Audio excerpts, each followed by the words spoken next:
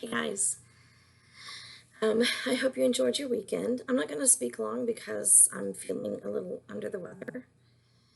No, I don't have COVID-19. I don't think. Um, and believe me, I've been going places masked up and gloved up, and I think I'm probably okay. But yeah, I'm not going to talk very long. But I do want to introduce Carl Rogers and the Rogerian argumentative style. What to say about Carl? Vinny, you might want to leave the room. Vinny doesn't like Carl Rogers. I'm not a huge fan either, so maybe I'm the one that doesn't like Carl Rogers. Let me just give you a little bit of a rundown on him.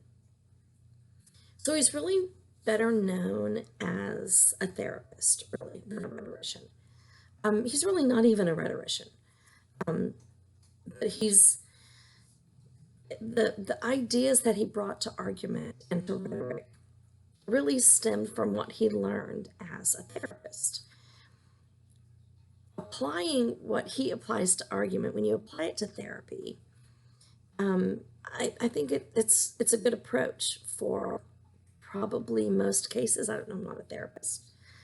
But as one who teaches rhetoric, his thoughts on the idea, coming from something that works well with therapy, I would say it just doesn't always work the way it does with a written argument. Now, it certainly works better with debate or even a spoken argument, like when groups of people are discussing things, or even one on one when you're discussing some sort of argumentative topic.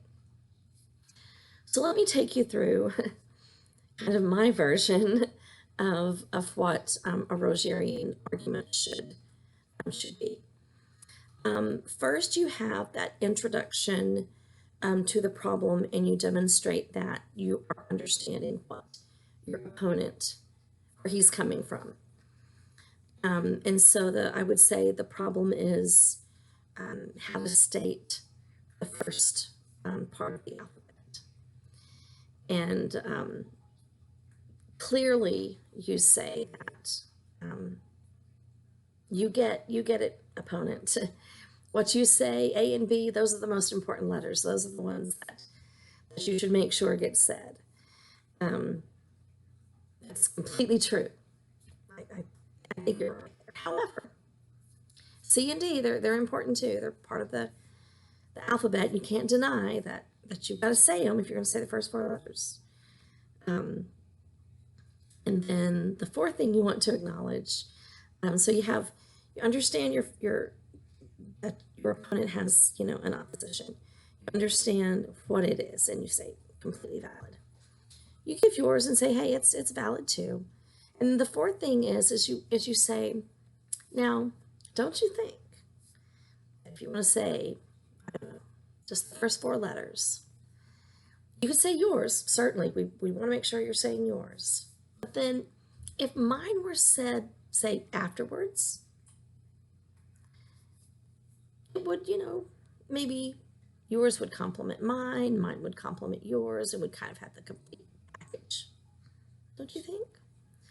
Clearly yours is far superior. Actually, he doesn't say that.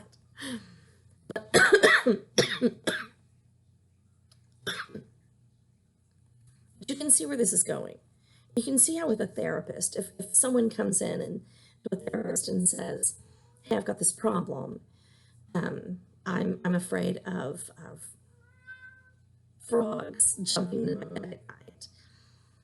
And the therapist says, well, you have a lot of frogs in your room. No frogs.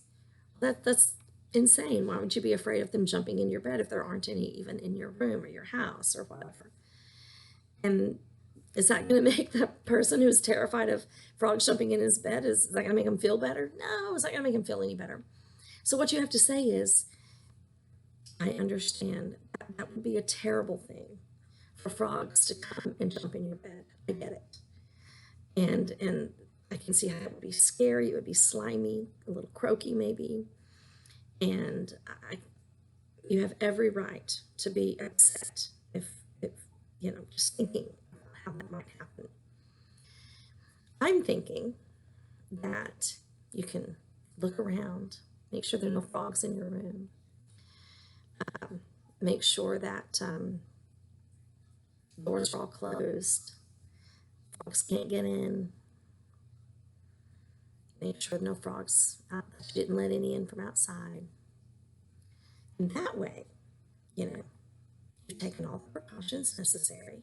Now, you can still have that fear that if there were frogs in your room, that would be terrible for them to jump in your bed. But you can rest assured, because I've had you go through these steps of caution, making sure that there aren't any in the house or the room, anywhere near you where they could get in, that it's not going to happen.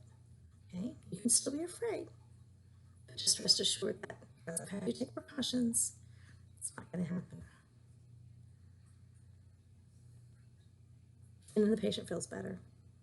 Maybe not right away. But starts to see reason in that way. And maybe we'll eventually say, oh, okay, well, what I could do is just check the room every night, check the house, make sure no one come in the door when anyone comes in and out of the door. Fine for therapy.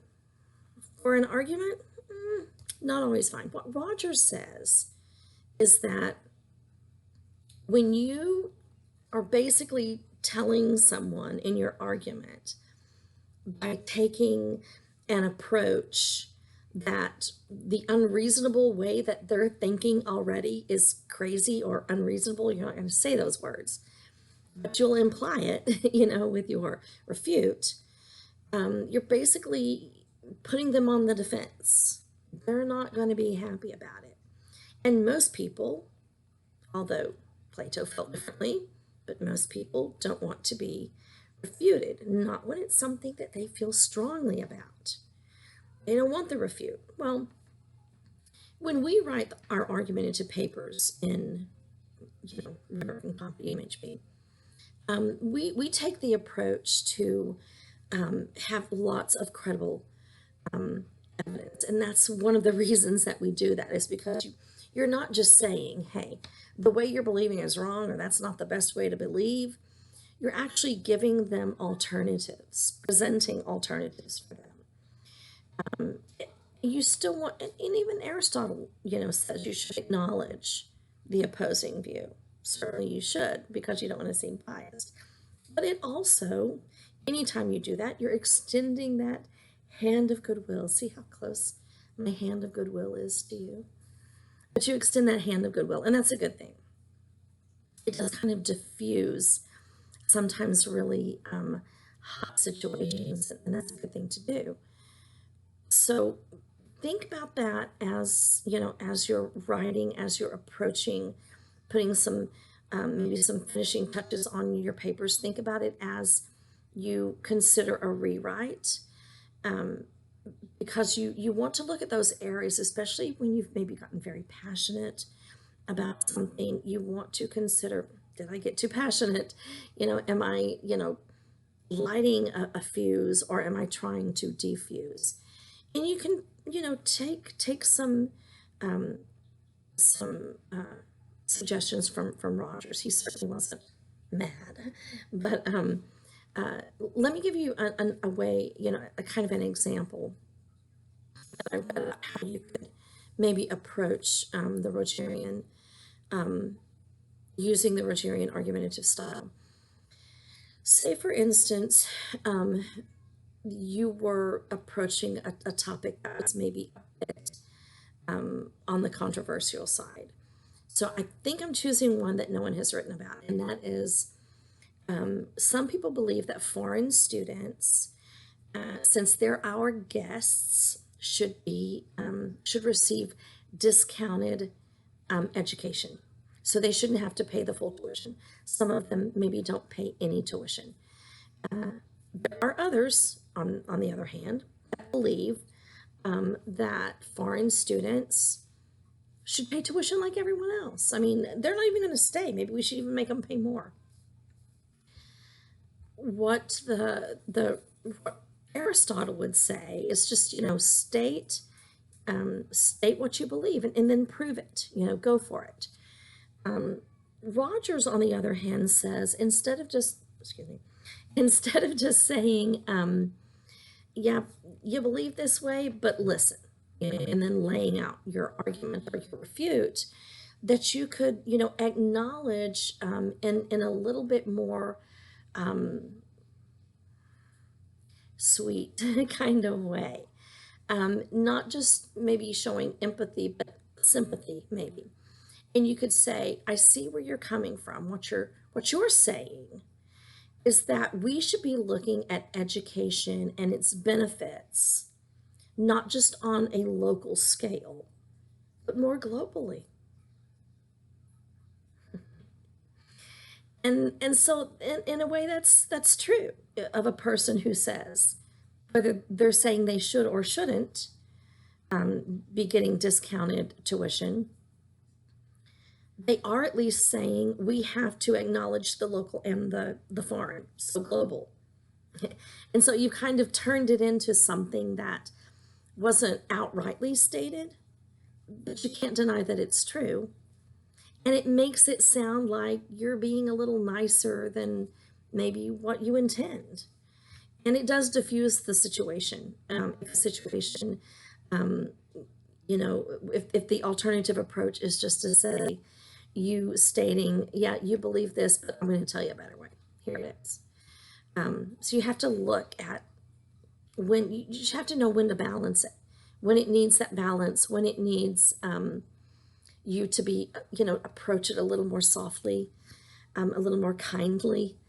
Um, and that's when you have to acknowledge, you have to know who your audience is, and you have to know um, where they're coming from, their background a little bit, how much they are believing, how much they know, and stuff like that. So read Rogers in your textbook, read all about Carl Rogers.